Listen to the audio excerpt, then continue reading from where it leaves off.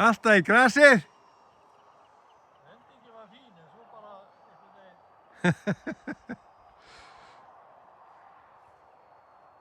Ég náði ekki að beygja henni til vinstri, sko.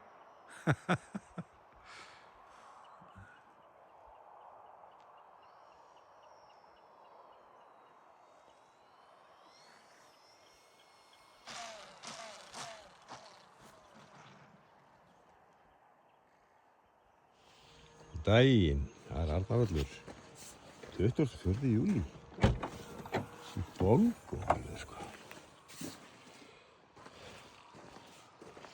Ásgeir mættur, það sé logn á Suðurnesjum sem er ekkert mjög algengt. Það er glasfólki til í því.